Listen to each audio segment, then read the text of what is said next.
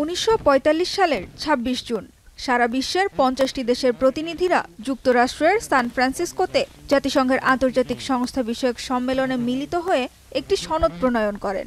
এই সনদের খসড়া তৈরি হয়েছিল ১৯৪৪ সালের আগস্ট থেকে অক্টোবর মাসে যুক্তরাষ্ট্রের ডামবার্টন ওকসে।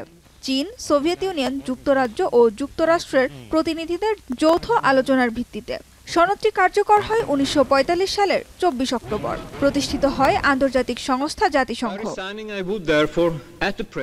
দ্বিতীয় বিশ্বযুদ্ধের পর আরেকটি বৈশ্বিক সংঘাত প্রতিরোধ এবং অকার্যকর জাতিপুঞ্জের পরিবর্তে একটি কার্যকর সংস্থা গঠনের লক্ষ্যে দেশগুলো একত্রিত হয়ে জাতিসংঘ গঠন করেছিল। The United Nations was founded in 1945 by a number of states that came together after the end of the Second World War, and they wanted to ensure that the kind of atrocities that happened during the Second World War don't happen again. তবে সংস্থাটির প্রতিষ্ঠার পর থেকে বৈশ্বিক রাজনৈতিক প্রেক্ষাপটে অনেক পরিবর্তন ঘটেছে।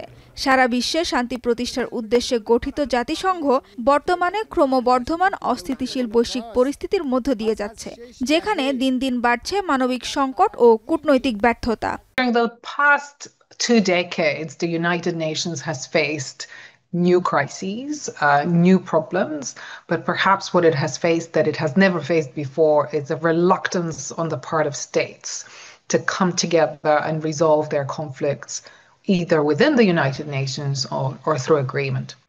তৃতীয় বছরে গড়িয়েছে ইউক্রেন যুদ্ধ, যা জাতিসংঘ সনদের মূলনীতিকে ক্ষুণ্ণ করছে। রাশিয়ার অব্যাহত হামলায় ব্যাপক বেসামরিক প্রাণহানি ও বাস্তুচ্যুতি ঘটছে।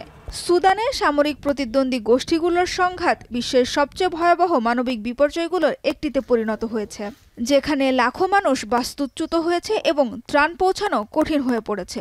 অন্যদিকে ৭ অক্টোবর হামলার পর ইসরায়েল ফিলিস্তিন সংঘাতের জেরে গাজাও ভয়াবহ ধ্বংসযজ্ঞ ও দুর্ভিক্ষের মতো পরিস্থিতির মুখোমুখি হয়েছে। Russian invasion of Ukraine, the fact that the Security Council of the United Nations hasn't really been able to undertake anything in response to that. Similarly, people would mention the starvation in Gaza, starvation in Sudan. So a number of kind of situations where the United Nations, specifically the Security Council, I would say, has not been able to act in a way that it was envisaged. এছাড়া অর্থ সংকটের কারণে জাতিসংঘ বর্তমানে খরচ কমানো ও কার্যকারিতা বৃদ্ধির চাপে রয়েছে। ২০২৫ সালের ৮ অক্টোবর জাতিসংঘের সিনিয়র কর্মকর্তারা জানান, তহবিল ঘাটতির কারণে আগামী মাসগুলোতে বিশ্বব্যাপী ৯টি অভিযানে শান্তিরক্ষীদের সংখ্যা ১/৪ কমানো হবে। জাতিসংঘের সবচেয়ে বড় শান্তিরক্ষা তহবিলদাতা যুক্তরাষ্ট্র। মোট অর্থায়নের ২৬%-রও বেশি তহবিল আসে দেশটি থেকে। দ্বিতীয় স্থানে রয়েছে চীন, যার অবদান প্রায় ২৪%। জাতিসংঘকে এই অর্থ প্রদান স্বেচ্ছামূলক নয়, বরং বাধ্যতামূলক। জাতিসংঘের এক কর্মকর্তা জানান, ২০২৫ সালের ১ জুলাই নতুন অর্থবছর শুরু হওয়ার আগেই জাতিসংঘের কাছে যুক্তরাষ্ট্রের বকেয়া ছিল $১.৫ বিলিয়ন, যা এখন দাঁড়িয়েছে প্রায় $২.৮ বিলিয়ন, যার মধ্যে নতুন করে আরও $১.৩ বিলিয়ন যুক্ত হয়েছে। তবে যুক্তরাষ্ট্র জাতিসংঘকে জানিয়েছে শিগগিরই $৬৮০ মিলিয়ন পরিশোধ করবে দেশটি।